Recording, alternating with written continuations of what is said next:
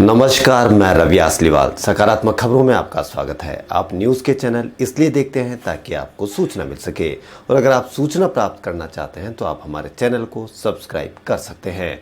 और यदि आपको ऐसे चैनल देखने हैं जिसमें सिर्फ किसी का अपमान होता हो, आपके मन में गंदगी भरने का काम होता हो, और हाँ, आपको अपने बच्चों की फीस से, पेट्रोल के दामों से, या अपने बच्चों के रोजगार से, या सब्जी मंडी जाकर सब्जियों के भाव देखो, उसकी महंगाई से, और जो भी ऐसी समस्या है उनसे तकलीफ नहीं हो, तो अब आप लड़ाई झगड़े की बहस भी देख सकते हो। लेकिन अब उनमें गालियों की भरमार होने लगी है।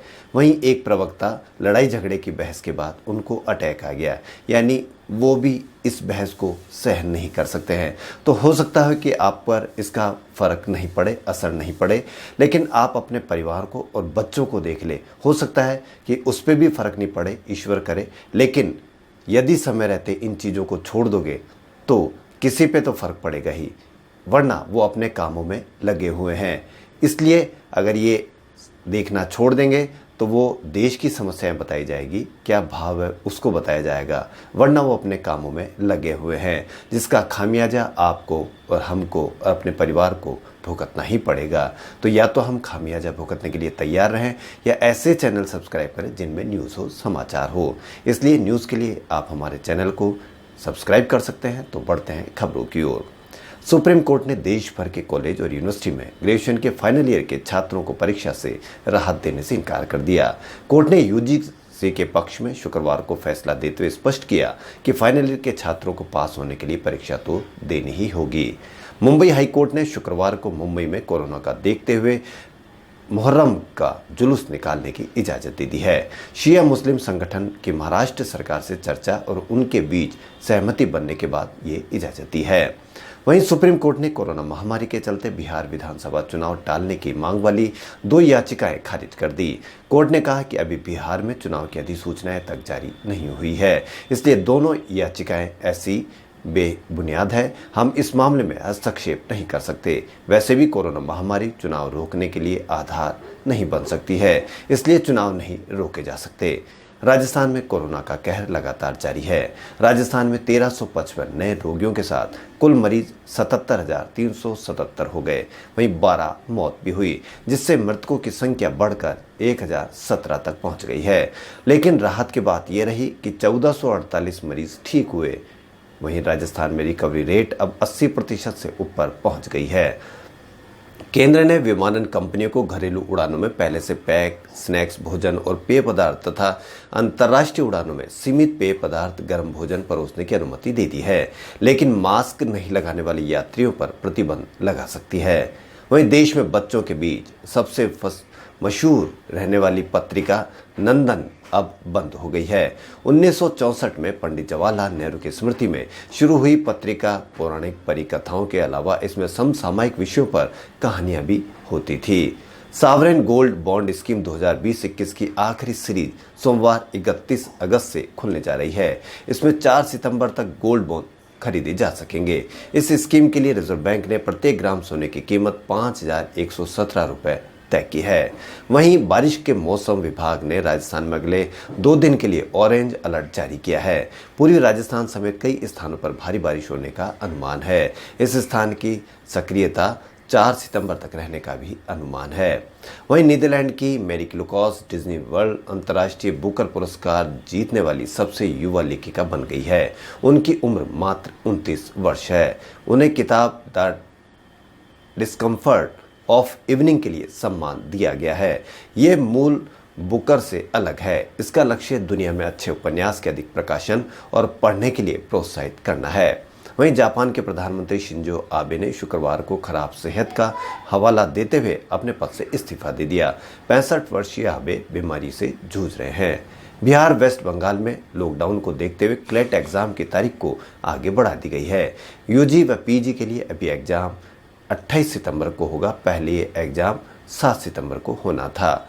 राजस्थान के जल संसाधन और इंदिरा गांधी नहर विभाग को कुशल जल परिवहन और वितरण के लिए सर्वश्रेष्ठ टेक्नोलॉजी नवाचार वर्ग में और इंदिरा गांधी नहर विभाग को उत्कृष्ट जल संसाधन बोर्ड वर्ग में राष्ट्रीय वाटर इनोवेशन अवार्ड मिला है।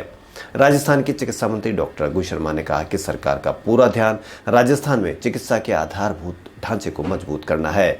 22 लाख से ज्यादा जांचें अभी तक हो चुकी है। वहीं प्रतिदिन 35,000 लोगों की RT-PCR टेस्ट किया जा रहा है।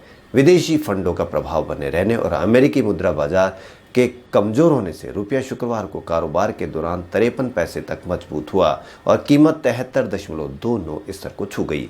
कमजोर मांग से शुक्रवार को सोने और चांदी में फिर गिरावट दर्ज हुई।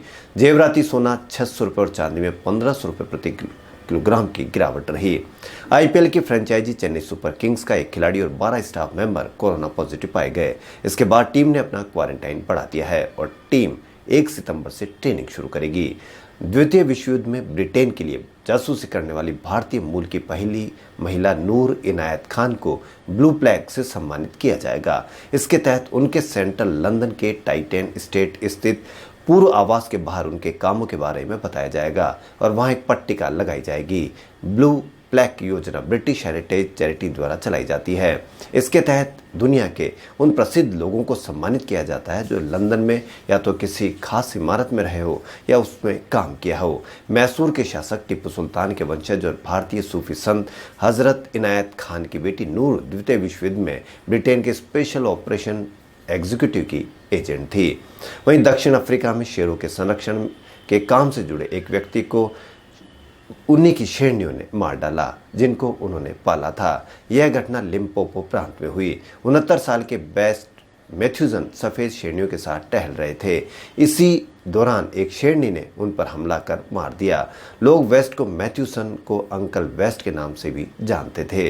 वहीं बांसवाड़ा के इन दिनों कोरोना वायरस के कारण जब देश प्रदेश में लॉकडाउन चल रहा है और स्कूल भी बंद है, ऐसे में नौनिहाल अपने शौक के चलते नई नई सर्जनाएं बना रहे हैं। ऐसा ही एक किशोर है शहर के हिमालय नगर निवासी आर्यन बुट्टे।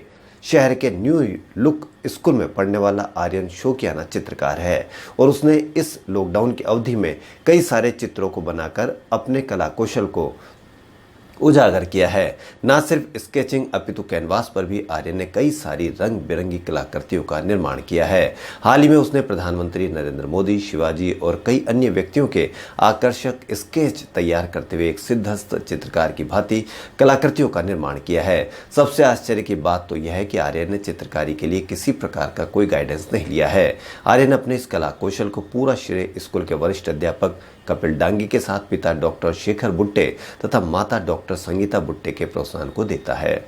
वहीं लाडनू जैन विश्व भारती संस्थान के कुलपति प्रोफेसर बच्छराज दुग्गड़ द्वारा संपादित ग्रंथ आचार्य महाश्रमण स्मृति ग्रंथ का लोकार्पण गुरुवार को हैदराबाद के आचार्य श्री महाश्रमण प्रवास स्थल में आचार्य श्री महाश्रमण ने किया। इस अवसर पर उन्होंने इसे जैन विश्व भारती और विश्वविद्यालय के सहयोग से तैयार विशेष कृति बताया तथा कहा कि इसमें आचार्य महाप्रज्ञ से संबंधित लगभग सर्वस्व समाहित है। जैन विश्व भारती के अध्यक्ष अरविंद संचेती, पूर्व अध्यक्ष डॉक्टर सरमचंद लुंकड़, विश्वविद्यालय प्रबंध समिति के अमरचंद लुंकड़ एवं महेंद्र भंडारी ने लोकार्पण के लिए इस ग्रंथ को आचार्य श्री महाश्रमण को भेंट किया। इस अवसर पर मुनि श्री कीर्ति कुमार ने समारोह में ग्रंथ का परिचय प्रस्तुत किया। उन्होंने बताया कि ग्रंथ का प्रकाशन जैन विश्व भारती द्वारा किया गया है। संपादक मंडल में नौरतन मल दुग्गड़, प्रोफेसर नलिन शास्त्री और डॉक्टर महेंद्र जैन भी सम्मिलित रहे।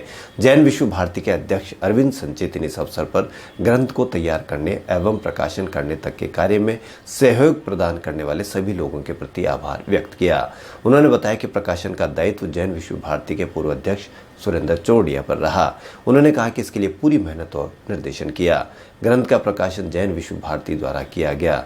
ग्रंथ के संपादन में निर्देशन का कार्य मुनि श्री जय कुमार और मुनि श्री कीर्ति कुमार ने किया। इस कार्य में प्रोफेसर दामोदर शास्त्री, प्रफुल्ल बालोकर आदि का सहयोग भी मिला। खबरों फिलहाल इतना ही। यदि आपको हमारा चैनल पसंद आए तो लाइक, सब्सक्राइब और शेयर अवश्य करें। धन्यवाद।